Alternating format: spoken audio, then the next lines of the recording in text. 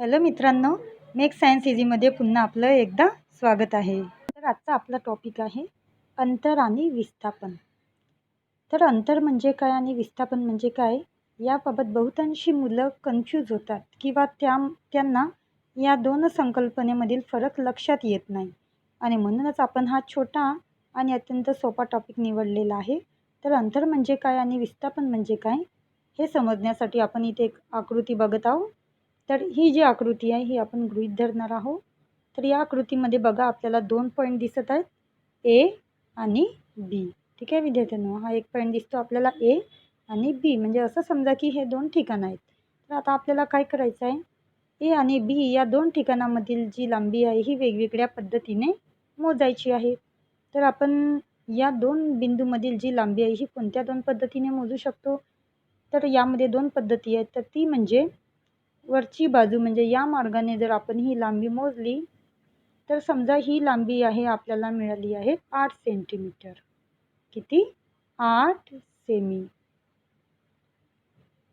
आणि खालच्या बाजूने जर आपण ही लांबी मोजली ए पासून तर बी पर्यंतची, तर समजा ही आपल्याला मिळत आहे 10 सेंटीमीटर. किती? 10 सेंटीमीटर. ठीक आहे विद्यार्थ्यांनो, आता ही तर आपण लांबी मोजलेली आहे. आता हीच जी लांबी आहे, म्हणजेच ज्या दोन बिंदूमधील आपण लांबी मोजलेली आहे त्यालाच आपण म्हणत आहोत अंतर. समजलं विद्यार्थ्यांनो? तर ही जी लांबी आहे, म्हणजे ॲक्च्युली आपण ए पॉईंटपासून बी पॉईंटपर्यंत जाण्यासाठी जे मार्गक्रमण केलेलं आहे आणि जी लांबी आहे तिला म्हटलेलं आहे अंतर. तर तुम्हाला समजलं मुलांना, अत्यंत सोपा हा असा टॉपिक आहे किंवा अत्यंत सोपी अशी संकल्पना आहे. तर आपण जेव्हा वरच्या मार्गाने गेलो ए पासून बी पर्यंत, तर ही जी लांबी आहे ही आपल्याला किती मिळाली? 8 सेंटीमीटर. आणि जेव्हा आपण खालच्या मार्गाने गेलो ए पासून बी पर्यंत, तर ही जी लांबी आपल्याला किती मिळाली? 10 सेंटीमीटर. म्हणजे आपण इथे काय केलं आहे, ए या बिंदूपासून बी या बिंदूपर्यंत प्रत्यक्ष मार्गक्रमण केलेलं आहे. आणि म्हणूनच हे जे केलेलं प्रत्यक्ष मार्गक्रमण आहे आणि केलेल्या मार्गाची जी लांबी आहे किंवा ज्या मार्गाने आपण गतिमान झालो त्या मार्गाची जी लांबी आहे तिलाच म्हटलेलं आहे आपण अंतर. ठीक आहे विद्यार्थ्यांनो, लक्षात आलं तुम्हाला? तर इथे तर आपल्याला अंतर म्हणजे काय हे लक्षात आलं. तर अंतर या संकल्पनेची अत्यंत छोट्यात छोटी व्याख्या तुम्ही लक्षात ठेवू शकता. ती म्हणजे अशी की एका ठिकाणापासून दुसऱ्या ठिकाणापर्यंतची लांबी म्हणजेच अंतर होय. आता वाटलं तुम्हाला सोपं? तर एका ठिकाणापासून दुसऱ्या ठिकाणापर्यंतची लांबी म्हणजेच काय होय? अंतर होय. त्याच्यानंतर आता आपण इथे दुसरं उदाहरणसुद्धा बघून घेऊ. तर इथे दुसरं उदाहरण दिसतं आहे आपल्याला. इथे एक शीतल आणि प्रशांतचे घर दिसतं आहे. तर इथे दोन विद्यार्थ्यांचे घर दाखवलेले आहे, शीतल आणि प्रशांतचं घर. त्याच्यानंतर इथे आपल्याला दुसरं घर दिसत आहे आणि हे जे घर आहे हे आहे संगीताचं घर समजा. आणि इथून आपल्याला दिसत आहे शाळा. तर इथे शीतल आणि प्रशांतच्या घरापासून संगीताच्या घराचं अंतर दिलेलं आहे आणि हे अंतर किती आहे? समजा 500 मीटर. किती आहे मुलांनो? 500 मीटर. ओके. किंवा यालाच जर आपण काउंट केलं, म्हणजे ही जी लांबी आहे शीतल आणि प्रशांतच्या घरापासून कुठपर्यंतची? संगीताच्या घरापर्यंतची ही जी लांबी आहे ती किती आहे? समजा 500 मीटर. त्याच्यानंतर संगीताच्या घरापासून तर शाळेची जी लांबी आहे ती किती आहे? 1200 मीटर. ठीक आहे विद्यार्थ्यांनो, आता इथे काय हे उदाहरण कसं आहे हे आपल्याला बघायचं आहे. तर इथे अंतर कोणतं आहे तुम्हाला समजलेलं आहे. अंतर किती आहे? तर शीतल आणि प्रशांतच्या घरापासून संगीताच्या घराचं अंतर आहे 500 मीटर. ठीक आहे विद्यार्थ्यांनो, आणि संगीताच्या घरापासून शाळेचं जे काही अंतर आहे ते आहे 1200 मीटर. म्हणजेच ही जी लांबी मिळालेली आहे ही आपल्याला आकड्यामध्ये मिळालेली आहे, तर यालाच म्हटलेलं आहे आपण अंतर. त्याच्यानंतर आता आपण याच उदाहरणामध्ये बघणार आहोत की विस्थापन म्हणजे काय. ठीक आहे, तर विस्थापन म्हणजे काय, तर हे आपण दोन्ही उदाहरणामध्ये बघणार आहोत की विस्थापन म्हणजे काय. तर सुरुवातीला काय करतात, शीतल आणि प्रशांत हे सुरुवातीला संगीताच्या घरी जातात. आता संगीताच्या घरी जाण्यासाठी अंतर किती आहे? 500 मीटर. मग हे तीनही जण किंवा तीनही विद्यार्थी संगीताच्या घरून कुठे जातात? शाळेमध्ये जातात. मग आता संगीताच्या घरून शाळेचं अंतर किती आहे? 1200. म्हणजे आता एकूण अंतर किती झालं? 1200 अधिक 500 किती झालं? 1700 मीटर. ठीक आहे. कारण की यांनी जो प्रवास सुरू केला तो सुरू केला प्रशांत आणि शीतलच्या घरापासून. ठीक आहे विद्यार्थ्यांनो, तर हा जो प्रवास सुरू झाला, हे जो मार्गक्रमण चालू झालं, हे कुठून चालू झालं? शीतल आणि प्रशांतच्या घरापासून. आणि म्हणूनच या शीतल आणि प्रशांतच्या घरापासून ते संगीताचं अंतर किती आहे? 500 मीटर.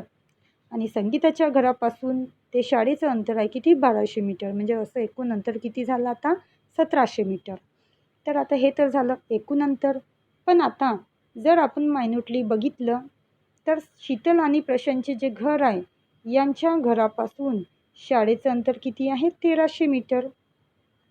आणि जर आपण हे एकूण अंतर जेव्हा काउंट केलं होतं, हे किती मिळालेलं होतं आपल्याला? 1700 मीटर. मग तुम्ही मला आता सांगा की कोणतं अंतर सगळ्यात कमी आहे? हे वालं की हे वालं?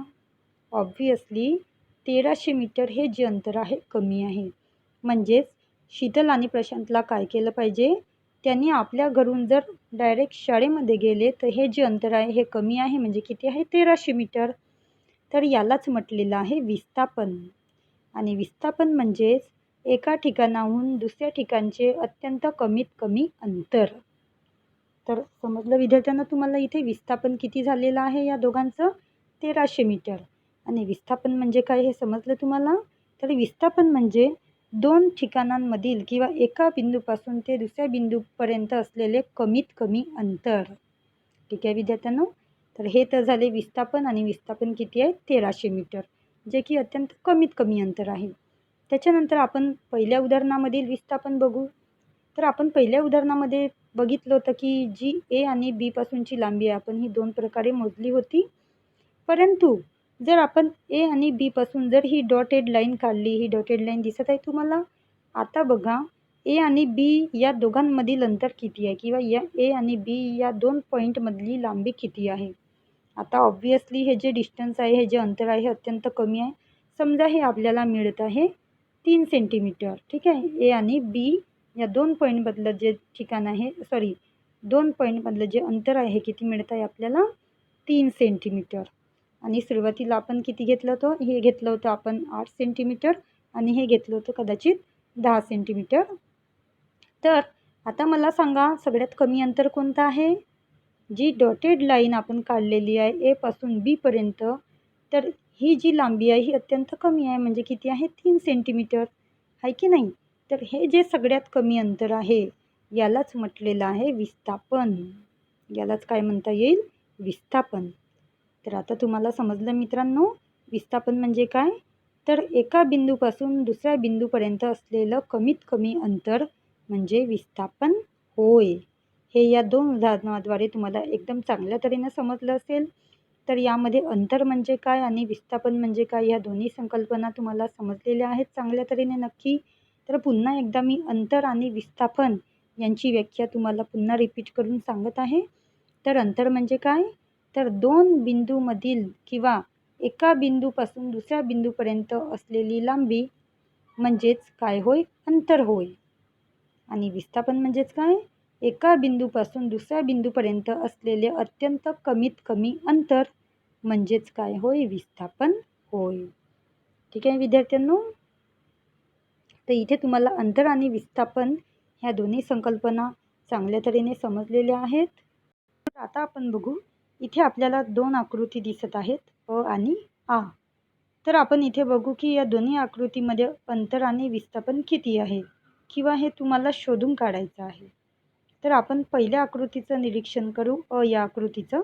तर इथे तुम्हाला वर्तुळाकार एक आकृती दिसत आहे.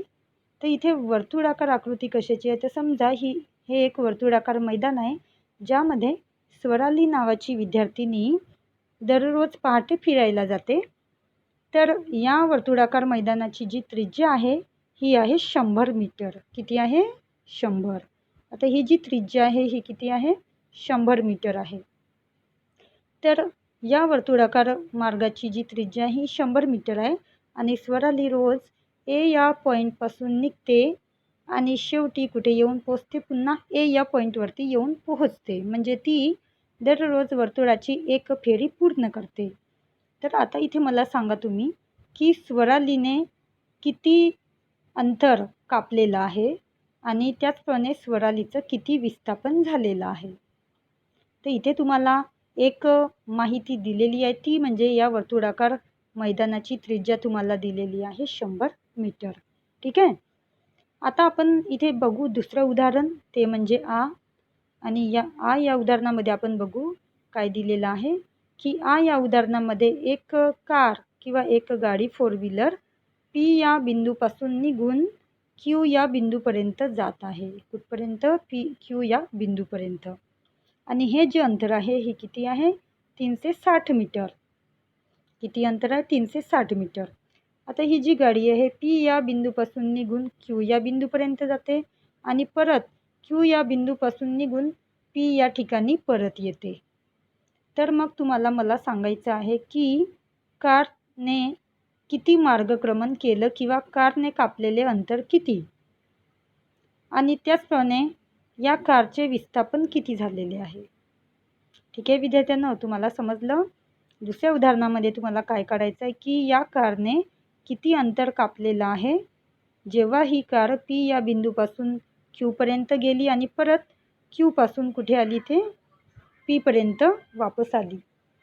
तर या कारने इथे एकूण किती अंतर कापलेलं आहे हे तुम्हाला शोधायचं आहे. त्याचप्रमाणे तुम्हाला इथे या कारचे विस्थापन किती झाले हे सुद्धा शोधून काढायचे आहे. चला तर मग थोडा प्रयत्न करा की या दोन्ही आकृतीमध्ये एकूण अंतर आणि विस्थापन किती झालेले आहे. त्यावरूनच तुम्हाला समजेल की अंतर आणि विस्थापन म्हणजे काय.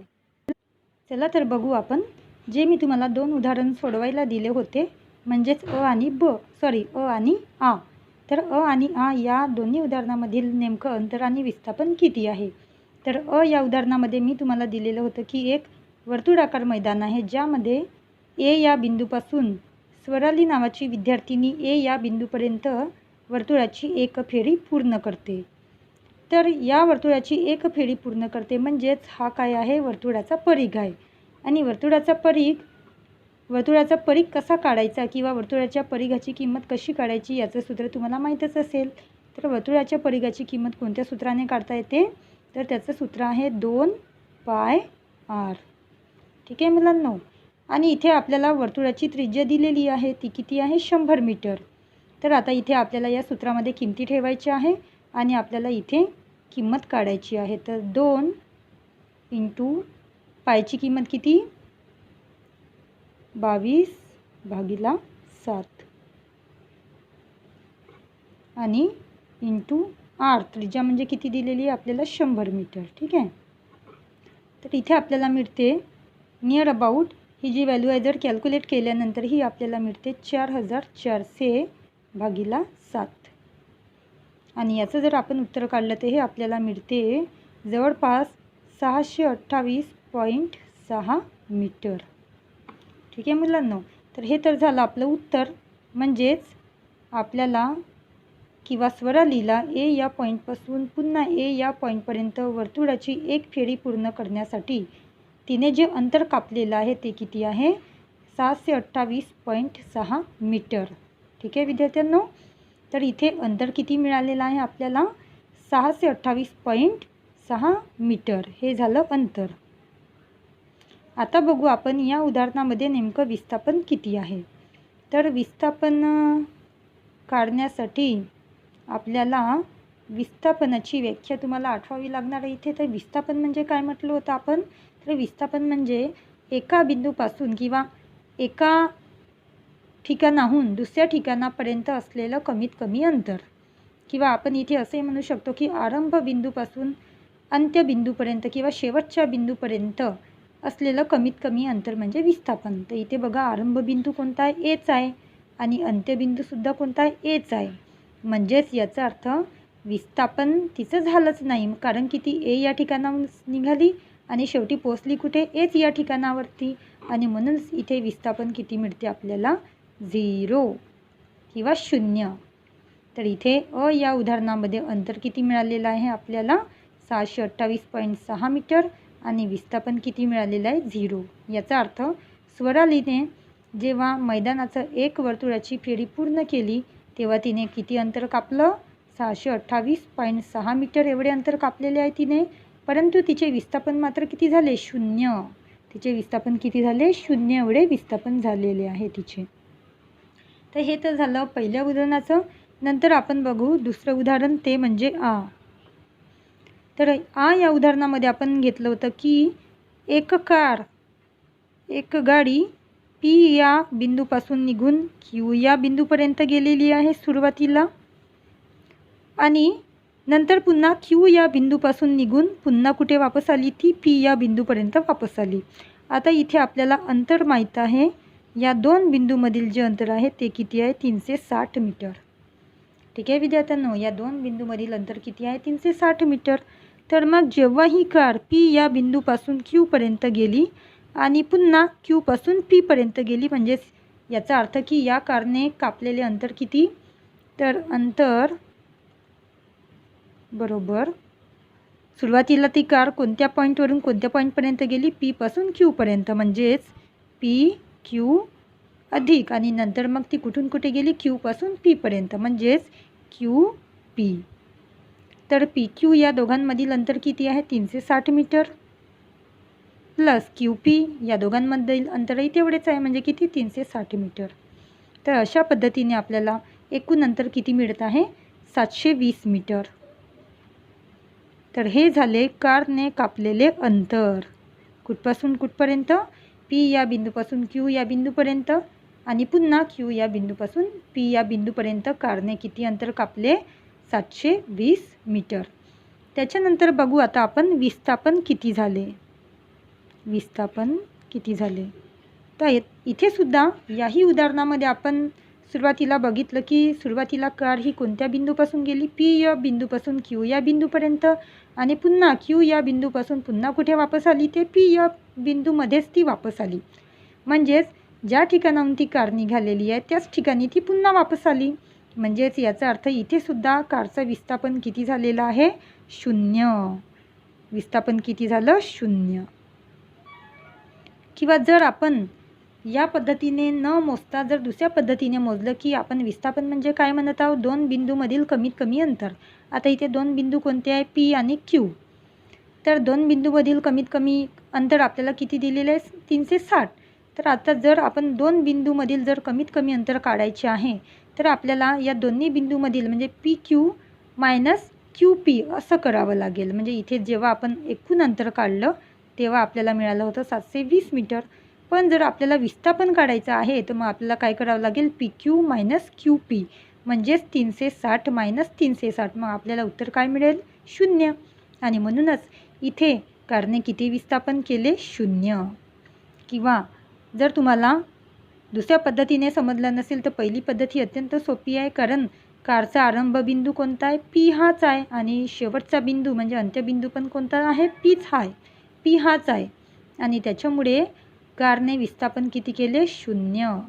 ठीक आहे विद्यार्थ्यांनो, तर इथे आता आपल्याला दोन्ही उदाहरणाचे सोल्युशन मिळालेले आहे. तर आय होप की तुम्हाला हा व्हिडिओ नक्कीच चांगल्या तऱ्हेने समजलेला असेल. तर हा जर व्हिडिओ तुम्हाला समजलेला असेल तर मित्रांसोबत नक्कीच शेअर करा, आणि माझ्या चॅनलला सबस्क्राईब जरूर करा, आणि नोटिफिकेशनसाठी बेल आयकॉनलासुद्धा प्रेस करा. तर भेटू पुन्हा आपण नवीन व्हिडिओमध्ये. तोपर्यंत गुड बाय.